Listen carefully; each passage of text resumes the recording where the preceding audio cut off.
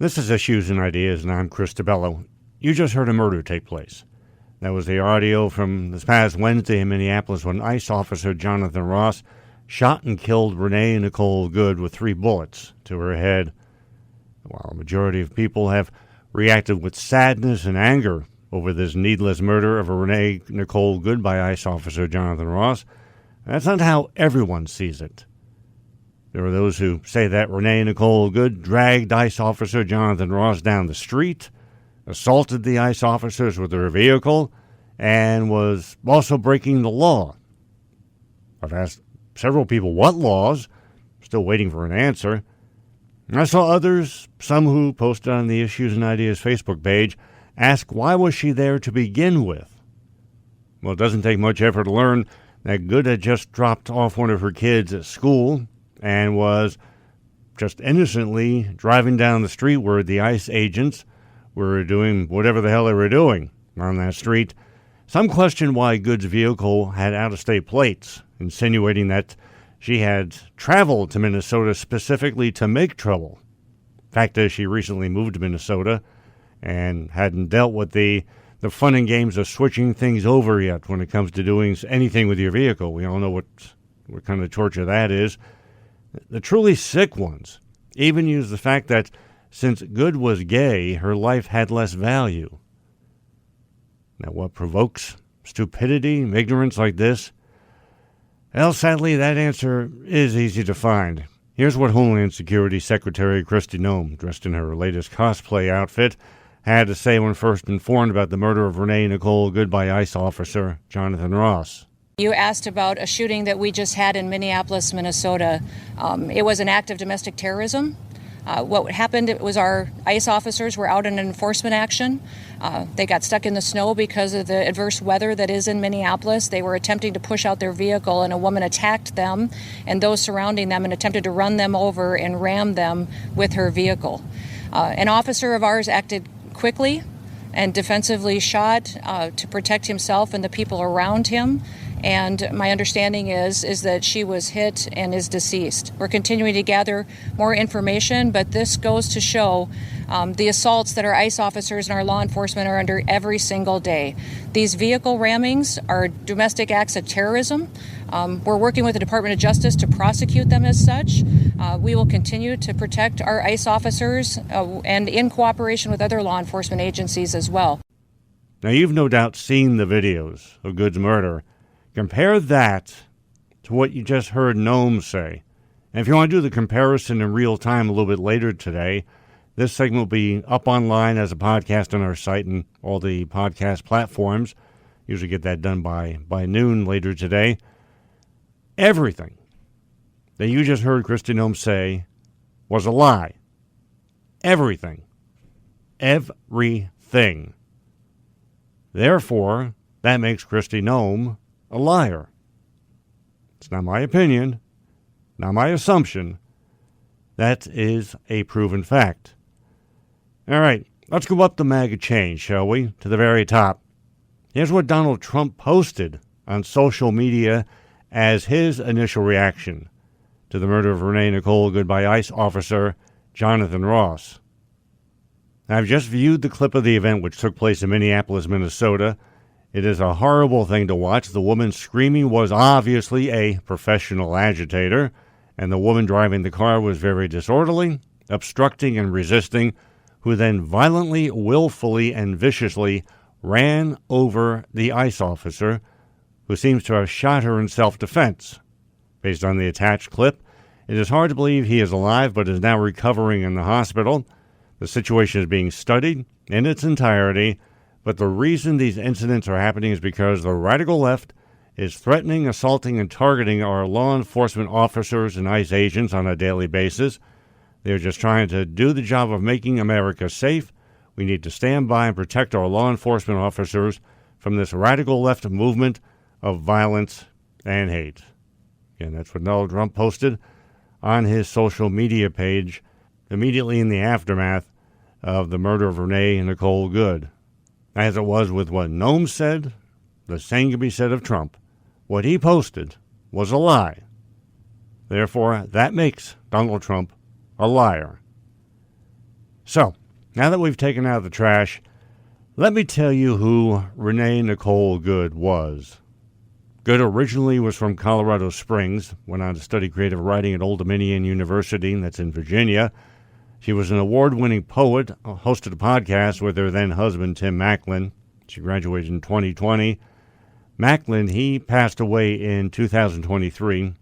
He was the father of Good's 6-year-old son. Good's 2 other children are 12 and 15 years old. Good's father has said that his daughter lived with her parents in Valley Falls, Kansas for a time after Macklin passed away, saying she had a good life but a hard life. She was a wonderful person. Good spent about 2 years living in Kansas City, Missouri. Former neighbor there said Good was not a terrorist, not an extremist, just a mom who loved her kids and loved her spouse. Let's go to the question about why Good was at the scene where ICE was doing what they were doing. Minneapolis City Council said that Good was out caring for her neighbors as the confrontation basically came around her. Then we had Minnesota Representative Ilhan Omar calling Good the term is legal observer. They often attend police actions to document and monitor law enforcement behavior. I mean, this is a historic practice going back to the 60s and 70s, not just in the U.S., Northern Ireland, too. During all the turmoil that happened there, Good's LinkedIn profile lists her as working in real estate investment, property management, and renovation. Good's mother said that her daughter wasn't part of anything like that at all, referring to protesters who have been obstructing ICE agents. She said her daughter was probably terrified with everything that was happening around her that she drove into. The GoFundMe page was started by someone in Minnesota who knew Renee Nicole Good and her family. If you want to make a donation, I've pinned a link to that GoFundMe page to the top of the Issues and Ideas Facebook page. It'll be easy to find as you go right on to our Facebook page. Last time I looked, they had raised over $1.5 million for Renee Nicole Good's wife and children. So be a part of that, and that's a positive way to push back against what we've watched unfold and we'll continue to watch unfold. So has the flu hit you this year? Okay, if it makes you feel any better, you're certainly not alone. This flu season has the virus hitting hard and heavy nationwide, and that's no exaggeration. Maybe you've gotten through the flu, but you still really haven't gotten over the flu.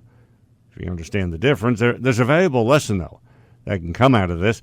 Instead of waiting to get sick before you do anything, take some easy actions, change your lifestyle, diet, greatly decrease your chances of getting hit with whatever the next virus is that circles around you. My first guest today is here with the ideas and guidance that will lead you to those rather easy changes. She's a nationally recognized licensed naturopathic doctor, educator, media host. She currently hosts the podcast Mindful Medicine and is senior medical advisor to Full Script. Dr. Holly Lucille, thank you for being here today. Dr. Holly's website is the obvious, drhollylucille.com. So, Dr. Holly Lucille, it's just been amazing. If you look at, CDC does their color-coded maps, and it's a sea of purple, but if you want to get quickly specific with the states, New Jersey being one of the high case states of the flu, New York, Rhode Island, Louisiana, Colorado, among the others, and high population states like California are not that far much lower in the flu season. Yeah. How hard it's been hitting Texas as well. What's happening here? What is it? Just a matter of, because I know through past conversations that the flu vaccine is a best guess scenario, thinking what's going to be the dominant strain of the flu. Did that just miss the mark this year? Right. It's kind of a crapshoot. You know, the way I feel that cold and flu season is hitting harder is because it's not that most people aren't weaker. They're just more depleted. You know, we think about our stress, our poor sleep, the indoor air that we're kind of forced to go into during this season, and all sorts of things like inflammation. It just kind of lowers our baseline resilience. And it's not that the immunity is broken. It's that the baseline is lower. So again, chronic stress, inconsistent sleep, more indoor exposure, higher inflammatory load, and it makes this season feel a lot harder. Like I said in the introduction, it's a matter of making relatively easy changes. But if you say a lack of sleep, someone come back to you and say, hey, you try getting enough sleep when they got 3 kids and a husband running around the house looking for me to do a lot more than I really want to be doing right now. No, I hear you. And it's one of those old adages where if, that that little yellow cup from the airplane oxygen mask comes down, you've got to put it over yourself first. Because if you're taken out, like as maybe the primary, household person who cares for everybody, like you were just mentioning, then everybody else kind of suffers as well. So we really have to start taking care of ourselves. We have to understand things like oxidative stress, things like our mouth and airways, which are our first line of defense. All of these things are extremely important. We always think of, and again, referencing how I worded in the introduction, we react to when we get sick. How much more vital and important is it to be ahead of ourselves, know our bodies, know our health, so we can prevent getting sick? I think that is such a great question because as a licensed naturopathic doctor, one of my principles is prevention is the cure. So we all know that this quote-unquote season is coming up. I think that is the biggest thing that we can do each and every year to help us through this season is prevent getting sick, increase your immunity, support it, decrease oxidative stress. All of those things are going to help people get through the season so much easier and so much healthier. Explain further oxidative stress. OX, a layperson here, I think, okay, does this have something to do with oxygen and our levels of oxygen in our blood, for example? Well, I think oxidative stress is important. Let me give you this quick visual for the listeners, okay? If you've ever made a great bowl of guacamole, right? So you put all in the ingredients and obviously like salsa, or it can be made 7,000 different ways depending on people's preference. But if you leave that avocado sitting out or that avocado mix sitting out in the oxygen, what happens to it? It gets brown or let's say rusty. And what do we do in order to prevent that as home culinary folks? Well, we put an antioxidant on it, right? So lemon juice, which is ascorbic acid, which is vitamin C. And oxidative stress is basically like cellular rust. When it's high, our immune signaling and recovery tends to be slowing down. And that's why I use a little supplement like Immunage, because it is amazing when it comes to that oxidative stress, and it plays well into the prevention is the cure when it comes to cold and flu season. And like we talked about a few moments ago about being ahead of things, if you can activate the preventative genetics within you, that is what keeps you ahead of the virus, especially in seasons like this when the virus is hitting as hard and heavy as it is. Yeah. So, we mentioned, you mentioned Activate. So Immunage is basically a bioactivator, and it's not, people take supplements, right? There's a lot of things out there on the internet, on TikTok, on Instagram about, hey, what you can do if you get sick, or hey, maybe even prevent. But a supplement basically replaces nutrients, right? A bioactivator actually supports your body's own pathways. So more resilience, and it's less of a quick fix. So instead of just adding an ingredient, a bioactivator like Immunage is about supporting how the body functions, especially with that antioxidant balance and the healthy immune signaling. That's the key to Immunage. As we age, obviously our body reacts in different ways, different speeds to different circumstances. How much more important is what we're talking about here once we get into the older stages of our lives? I'll politely refer to as. Well, it's my birthday month, so I'm hearing you loud and clear. and yes. So, I think as we age, I have noticed throughout the decades that my self-care needs to kind of parallel that.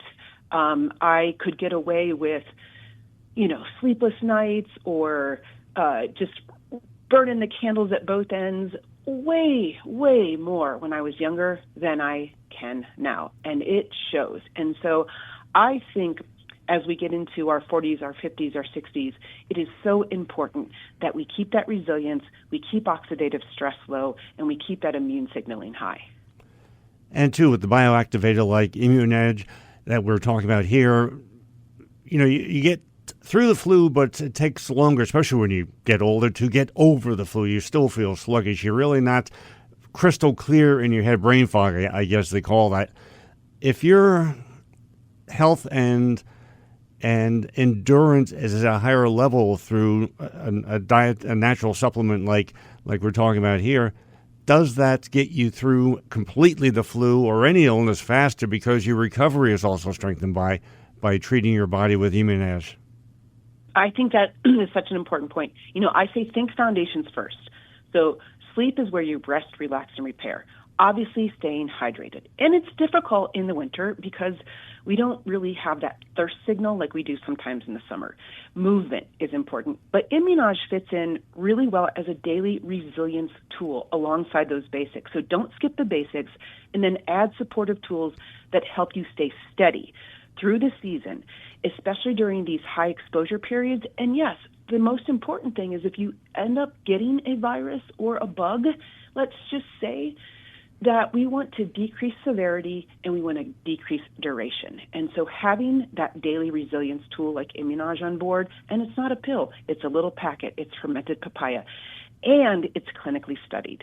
That is the thing as a researcher and a licensed naturopathic doctor that I love to say. I mean, literally over 30 clinical studies as far as its efficacy. And that's very important to me as a prescribing doctor. You can find out more about ImmuneEdge at ImmuneAge, IMMUNAGE.US. We have the link at the homepage as well for you to reference and find out more, because you don't want to do trial and error. And this is not to say, because I know we have the nationwide anti-vax movement growing, unfortunately, even in this time of year, which might be in part to explain why the flu season is what it is. This is not to say that there's a replacement for a vaccine, but those are precautions. There's odds that they work, odds they don't work. But if you can strengthen your body and the chemical structure of your body for better endurance, better toleration of circumstances that happen, which you obviously aren't going to plan on, but like it or not, the flu season hits, cold season hits, we can go on the continue list from there. So to be better able to withstand it and avoid it as opposed to getting hit with it and working to overcome it, which way would you rather go? Again, check out ImmuneEdge, ImmuneAge.us. Dr. Holly Lucille, thank you so much for introducing ideas to us to help us through what could be challenging health times. And speaking as the male part of the species, I know we're pains in the butt when we get sick. So you can bring peace and harmony to families as well as good health. Thanks so much for being here today, Doctor. You bet. Thank you so much. Throughout our history, vaccines were always seen as a reliable, essential, pretty much, for our health and well-being. Then along came the COVID-19 pandemic. As a result of misinformation, conspiracies, they were able to reach many more people during those times of solitude. What had been a small anti-vax movement grew, and it grew significantly. Now, as we all know, we have someone who has long been an opponent of vaccines heading up the federal government agency, which is responsible for issuing healthcare guidance. That reality has resulted in changes by HHS and the CDC regarding children and vaccine schedules. With us now to explain what these changes are, what their impact just might be, is Health Research Group Director at Public Citizen, Dr. Robert Steinbrook. How are you today, Doctor? Doing okay. Thank you for having me. And find out more about Public Citizen, the points of focus they have, the information education they provide. It is citizen.org, and we do have that link at our homepage. Let us start with the basics, Doctor, then we'll get into the concerns or the potential impacts of these decisions. What had been the vaccine schedule initially before these changes? Well, the childhood and vaccine immunization schedule is complex because before the changes involved vaccinating children and adolescents against 17 different diseases. And each disease and the vaccines are different in terms of the timing of the vaccines, the specific medical reasons to vary things between individuals, and so forth. The overall picture is recommending from the federal government, the CDC, that all children now be vaccinated against only 11 diseases, By comparison, the previous recommendation was 17 diseases. So 6 have been removed from the CDC recommendations. Another aspect of this is that the CDC has said that all immunizations recommended as of December 31st of last year, 2025, will continue to be covered by the Affordable Care Act insurance plans and federal health insurance programs. So from a practical standpoint, all of the vaccines against all 17 diseases will continue to be available and will continue to be reimbursable by insurance with no changes. The difference is moving things from being recommended to, in some categories, the change is to share decision-making with the clinician, and in some categories it's to high-risk groups. And some of the noteworthy vaccines which are affected are those against hepatitis A, hepatitis B, and rotavirus. It's worth remembering that with hepatitis B, we are starting from a point where this was recommended a birth dose for all newborns, and now it's being moved to a category of shared decision-making, which is a quite significant change. And what you described, too, that's the reason why there's now basically 3 tiers for the specific vaccines for the degrees and the availability, like you referenced. Yes, there are 3 tiers. And when one gets down into the details about each immunization, it gets more complicated. But the big picture is a step backwards for public health, with the possibility going forward that many preventable hospitalizations will happen and many people will die prematurely. Now, do we know exactly how this is going to play out? No. There are a couple of potential positive factors to countervail this. States issue guidance, public health guidance for their states about recommendations, how to do this in the state, and many states are pushing back and not accepting this and saying that children should be vaccinated exactly as they were under the previous schedule. And also health insurers outside of the federal government programs have committed already to covering the recommended vaccines as of September of last year. Finally, professional societies such as the American Academy of Pediatrics have also been quite clear in their view that these changes are not the way to go and that the prior childhood immunization schedule was just fine. Dr. Robert Steinbrook, who is Health Research Group Director of Public Citizen, citizen.org, their website, and you are listening to Issues and Ideas. What was the basis that the CDC used for these decisions? When you say science, you always think of study and exploration to come to a finite conclusion. Was that the case here? No. This was a top-down, politically driven directive to unilaterally change the childhood vaccination schedule. A couple aspects of how this went down are noteworthy to discuss. One is that the Health and Human Services Secretary, Robert F. Kennedy Jr., had fired everybody on the Advisory Committee on Immunization Practices, which usually reviews all the immunization recommendations from the CDC and any changes to the childhood vaccine schedule. So this was a hand-picked committee, which had also started to make some recommended changes, such as with the hepatitis B vaccine at their December meeting. That committee was entirely bypassed. This came directly from the acting director of the CDC, Jim O'Neill, who is not a physician, with input from some of the other political appointees, such as those at the FDA, the NIH, and CMS, and of course, people in the central HHS office. So this was not something which involved any attempt to have discussion, any involvement of the career experts at the CDC on immunizations, any detailed public review of data and discussion. It was something that Secretary Kennedy apparently wanted to get done and wanted to get done yesterday. I looked at the reports and the guidance that they issued, and the assessment reviewed, reading from one of the reports here, 20 peer-developed nations, finding that the U.S. is a global outlier among developed nations in both the number of diseases addressed in routine childhood vaccination schedules and total number of recommended doses. It almost sounds to me like all they care about the numbers of the vaccine count.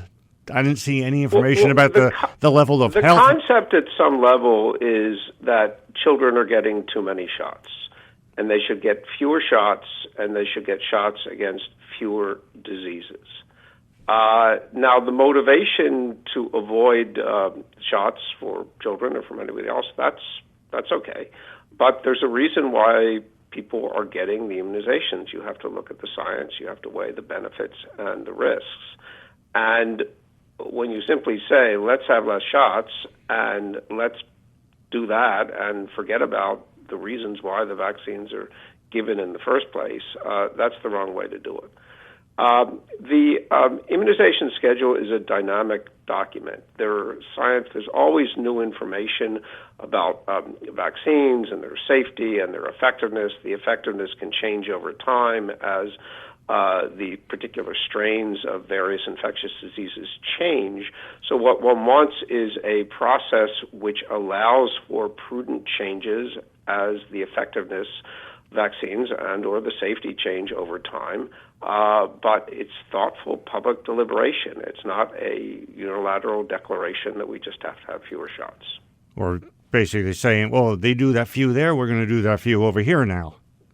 Right, and then the other point, speaking generally, is that that's not the way to approach public health in the United States, nor is it the approach to public health in another nation. One has to take into account the population, the diseases which are circulating, the healthcare system, and what is best for one country may appropriately not be the best for another country. But to say the United States is in a different place than other countries, therefore we must change, it's just not the way to approach this. And from what I was able to get a hold of and look and study for the background for this segment, they're comparing vaccine numbers versus vaccine numbers and not comparing health of children in those 20 other countries versus the health of the children here in America. But with another common thread I saw in the rationalization for all this was that this is to reestablish trust of the American people for the medical profession. And I'm reading this thinking there's only really basically two sizable groups who don't trust the medical profession. One group are people who just fell prey to bad doctors. The other are anti-vax people. It seems to be a bit of political sloganeering. In many people's view, what's being done undermines trust. It leads to confusion, and this can be argued both ways. Our view is that these sorts of changes, particularly unilateral with no attempt to build professional consensus, are likely to undermine trust, decrease immunization rates, and over time increase the number of preventable diseases, preventable illness from many different diseases. And we're seeing that with measles. There's really no data either way. There's a lot of people making political statements, and that's just not the way to do public health. But what you just said isn't a theory. You can look at the outbreak and the surge of measles cases as proof of the fact that a lower vaccine rate in that instance is causing a spread of a disease that all intents and purposes, by medical definition, we had eradicated. Well, there's no question that lower vaccinations and the frequency of vaccine-preventable diseases, unfortunately, the only way to know is to see what happens in the future, and we've seen instances with measles right now. We may well see instances with other diseases several years out. On the other hand, if the American Academy of Pediatrics, the American Medical Association, the states which have pushed back are successful, then vaccination rates in many parts of the country will remain strong, and the negative effects of these changes to the federal recommendations will be less. So for a parent right now, the best thing they can do, the best step they can make for the children, don't read a CDC report, talk with their doctor. Yes, and doctors informed by the state health department recommendations in many states, but there's variation, and also by their professional societies such as the American Academy of Pediatrics, the American College of Physicians for Adults, and the American Medical Association more generally. He is the Health Research Group Director of Public Citizen. Website is citizen.org. Dr. Robert Steinbrook, thank you for the realistic view of the situation. And a lot of confusion happens when messages get crossed, but science is established in the known and the fact, and you help remind us of that. Thanks for being here today. Okay, thanks for having me. While the initial reasoning for the U.S. taking military action against Venezuela was illegal drug trafficking, we quickly learned what the primary goal was: oil. Venezuela has it. Donald Trump wants it for America. Now, since oil is a finite resource, the more you have is going to wind up giving you a longer-lasting energy independence as well as a strength in the energy economy. Now, while what needs to happen next has been made to sound, in many ways, logical, even easy, is it? If there are risks of any kind or costs which would challenge the financial logic behind this plan, then some might say, why not focus even more than we are on growing and increasing domestic production? Joining us to examine all of this is the founder and CEO of the American Energy Institute, Jason Isaac. How are you today, Jason? I'm doing well. It's great. Thanks for having me on. AmericanEnergyInstitute.com, the website. Learn more about this and other issues with information, education, and facts. That's what you always have to rely on. That's what Jason's organization does give. As a foundation, Jason, what is the potential, and I think that's the key word to use, potential oil that Venezuela offers right now? Well, Venezuela offers a heavier crude oil that most of the refineries in the Gulf of America are geared to refine. So it offers shorter transportation. Right now, we import a lot of that oil from Canada. We import it from the Middle East. So having it here in our hemisphere and not being dependent on the Middle East for that oil will be less at the whims of places like Iran, where you see fluctuations in oil prices based on protests that are happening. So this is going to add more stability, lower cost of transportation to get that oil from Venezuela than certainly from the Middle East. And we continue to produce lighter sweet crude in the Permian Basin, where I am, and export that around the world. But our refineries were built decades ago. Unfortunately, we haven't necessarily expanded them like China has. But this takes a lot of oil out of the black market.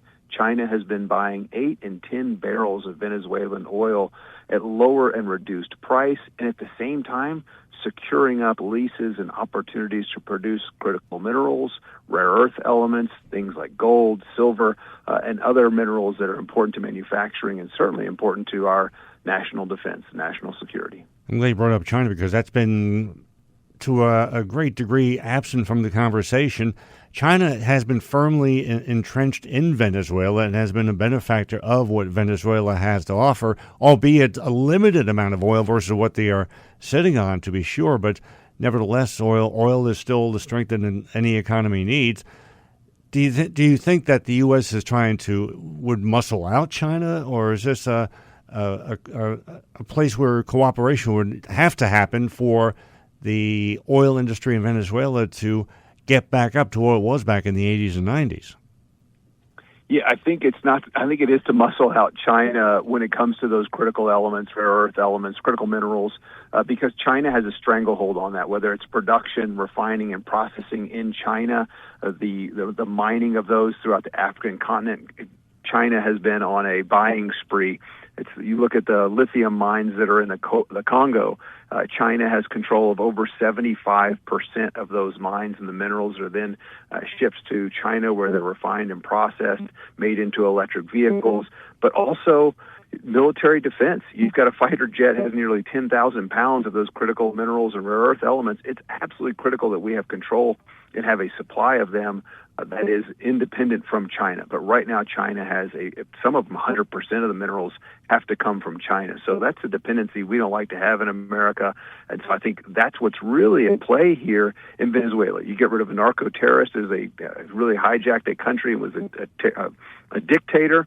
Now you're going to put oil on the regular market. You'll return law and order, and hopefully have actually contracts are respected. And I think that's what it's going to take for American businesses to return to Venezuela. It's always great to know what you want, where it is, but it's not always easy to get to it. Is that the case that we have here? I know that Donald Trump has put out a supposing that it's going to take maybe a year and a half to get things rolling, but many energy experts and even oil companies are saying if we even go in, we're looking at 10 to 15 years before anything of merit is going to come out of this.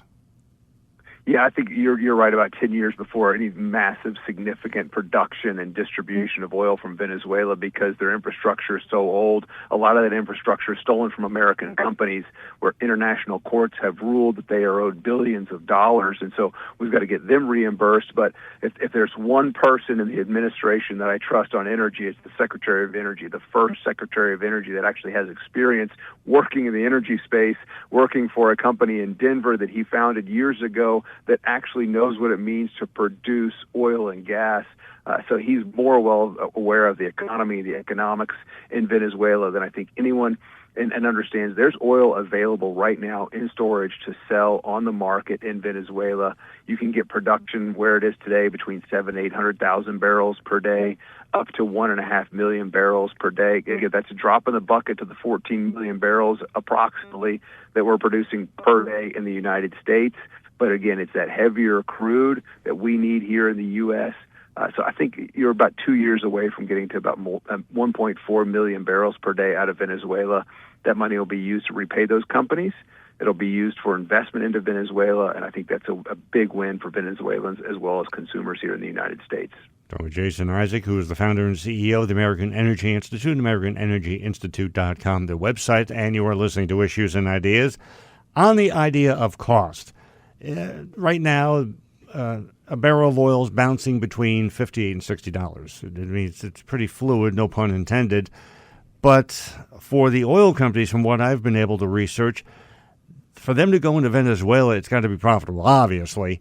Now, getting the back pay for what they lost and everything would certainly expedite the cost, but I've seen estimates that unless the price of oil is hovering around $80 to $90 a barrel, they're better off staying in Canada when a lot of these companies have started to increase their exploration and drilling. Yeah, that's a really good point. I know the president has this fascination with a $50 barrel of oil figure. Really, where we are right now is already hurting some of the smaller independent producers that I represent that really make up a bulk of the industry. And the last thing we want to see is bankruptcies from these smaller independents that are going to get swallowed up by the majors. Some of these majors have really embraced some of these climate agendas that are increasing the cost of the industry and increasing the cost of energy. So it's interesting to know that they've advocated for, some of the majors have advocated for keeping some of the regulations in place that the Trump administration is moving to get rid of, which would help reduce the cost of those companies. One of my members spent $600,000 last year just in compliance for a greenhouse gas reporting program. Nothing about reducing emissions. It's all paperwork and counting. $600,000. That's numerous jobs that could have been created. That's how you reduce the cost of energy, is getting rid of needless regulations. And when you have the majors and their trade organizations embracing some of these political agendas and opposing the Trump administration from getting rid of those regulations, it's appalling to, and really a slap in the face to the smaller independent producers that are the backbone of the industry. But they're feeling a tightening right now at current prices. So you're right. I think we need to see a little bit higher cost of a barrel of oil for companies to go into Venezuela, because you do need to remain profitable. I don't think you're going to see an increase in cost at the pump. Again, you've got reduced transportation costs to bring that heavy crude oil into the Gulf, so that should be passed along. And one thing that I've encouraged the president to do is actually meet with electric utility executives, because the cost of gasoline over the last year has decreased more than 20%. That's a significant reduction. The cost of electricity continues its rise because utilities are embracing the Green New Scam and then passing those costs on to ratepayers. They're wasting billions of dollars on unreliable Chinese-dependent generation rather than investing in coal, natural gas, and nuclear that's affordable and reliable.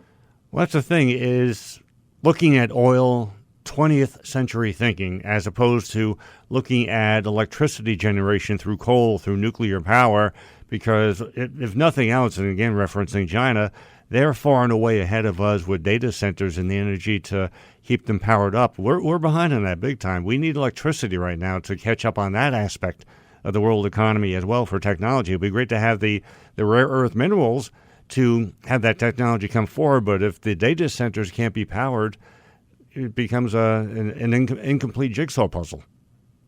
Yeah, and China has really incredibly grown their electric generation on the back of cheap coal. It's not beautiful and clean like it is here in the United States because we use baghouses and scrubbers for pollution control technology. It's one of the reasons we've become world leaders in clean air. We've reduced the 6 criteria pollutants nearly 80% over the last 5 decades. And during that same time, we've become number 1 in access to clean and safe drinking water. That's all powered by affordable and reliable energy. And China has embraced that. They're building out coal generation. And in the last year, for the first time ever, China started to export energy. They're exporting diesel fuel, they're exporting jet fuel and home heating oil, using Iranian oil, Russian oil, and Venezuelan oil that they're buying on the cheap. But it's also powered with that cheap coal. Refining, transportation, production take a lot of power, and that's driven by electricity. So I hope that the utility companies in the United States get behind this because Americans can't afford the skyrocketing electricity bills. As much relief as we're getting at the pump, we're getting cut by those prices at the electric meter. Yeah, just to wrap up with the demonstration of just how outrageous price of electricity is, we have an incoming Democratic governor who is saying that something has to be done about that. So that gives you a good idea, a barometer of how unbalanced and how negative high electricity prices are for consumers as well as industries, obviously. Learn more about this and other issues regarding energy creation, energy status, energy needs, and uses. You'll find it all at the website for the American Energy Institute, AmericanEnergyInstitute.com. He is their founder and CEO, Jason Isaac. Jason, thanks for the education for being here today. It's great to be on. Thanks for having me.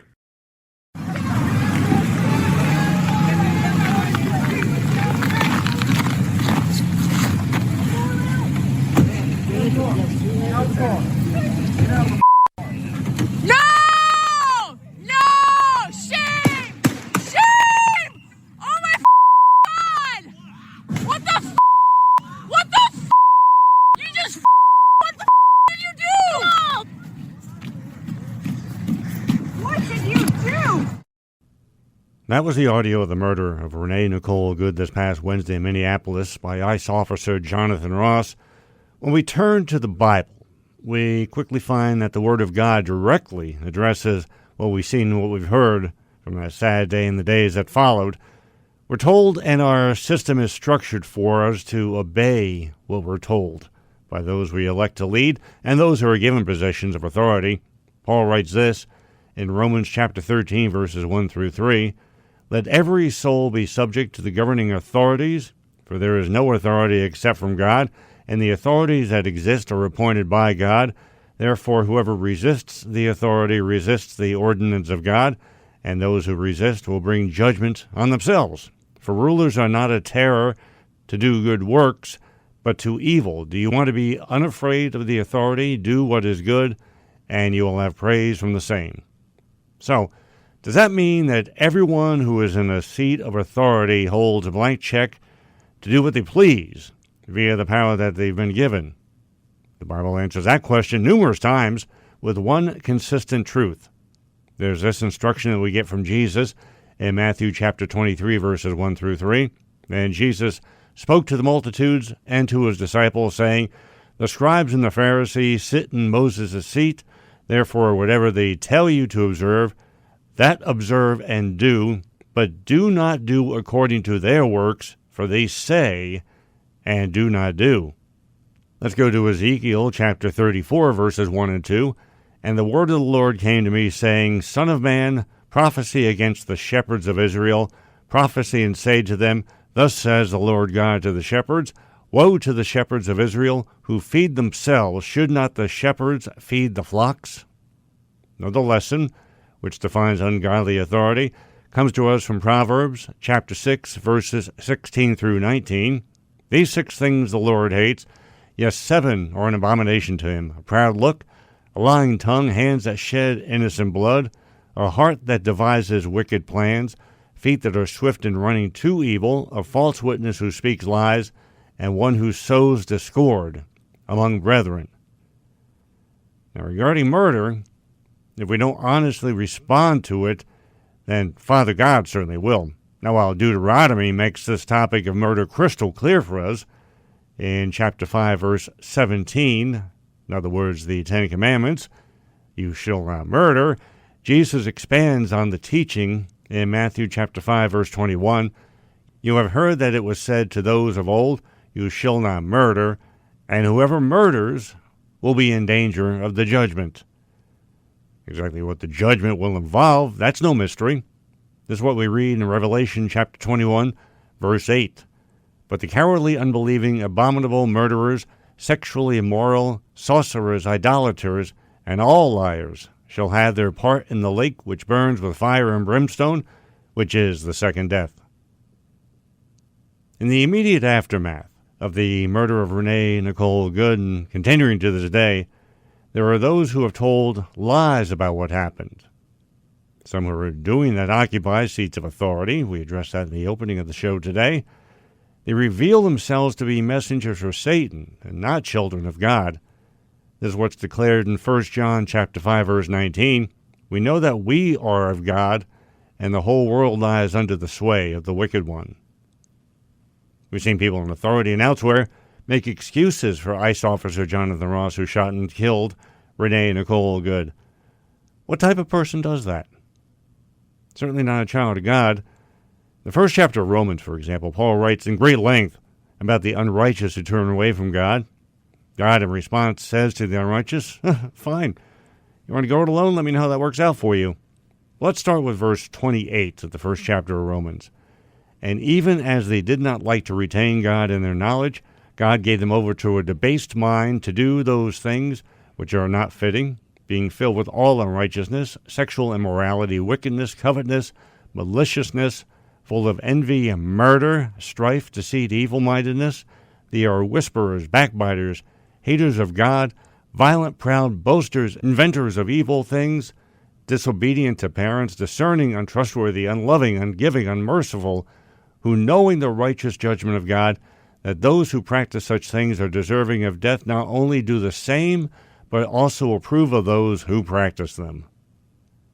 Perhaps the worst of the worst, not saying that anyone I've already referenced to has any redeeming qualities about them, are the people who laughed about the murder of Renee Nicole Good. It's all over social media, snide remarks, memes, of course the laughing emoji. Jesus gives these people a warning in Matthew chapter 12, verses 36 and 37. But I say to you that for every idle word men may speak, they will give account of it in the day of judgment. For by your words you will be justified, and by your words you will be condemned. Paul adds to that truth in Ephesians chapter 4, verses 29 through 32. Let no corrupt word proceed out of your mouth, but what is good for necessary edification, that it may impart grace to the hearers. And do not grieve the Holy Spirit of God, by whom you were sealed for the day of redemption. Let all bitterness, wrath, anger, clamor, and evil speaking be put away from you, with all malice, and be kind to one another, tender-hearted, forgiving one another, even as God in Christ forgave you. Yes, that's right. You heard correctly. Even as vile as some people like the ones I've been referring to can be and are, we as God's children are to forgive them, not excuse them. Our showing forgiveness releases us from carrying weight on our hearts and souls and spirits that we're not obligated to carry. Jesus says this in Mark chapter 11, verse 26, But if you do not forgive, neither will your Father in heaven forgive your trespasses. Now, does that mean we are to forgive and forget? Not according to what Jesus reveals. In Luke chapter 17, verse 3, Take heed to yourselves. If your brother sins against you, rebuke him, and if he repents, forgive him. It's days like this that remind us that Satan holds dominion over the earth, and it's our duty to suit up in the full armor of God to fight Satan by turning to our faith and to prophecy, so that those who we can and do reach can see the path to repentance. That's why we need to embrace the good that we have within us and around us, keep it bright and alive in all ways. And this is why I say her name loudly, Renee Nicole Good. Be sure to check out our website, issuesandideasradio.com. That's where you'll find more information about the guests who joined us here on the show today. We've been adding to the downloads page quite a bit lately, if you haven't checked that out for a while. Features on the homepage all throughout the website. It's all at issuesandideasradio.com. Always grateful and thankful for your time and your attention. Very special and valuable to us. Look forward to being with you right here this time next week for our next edition of Issues and Ideas.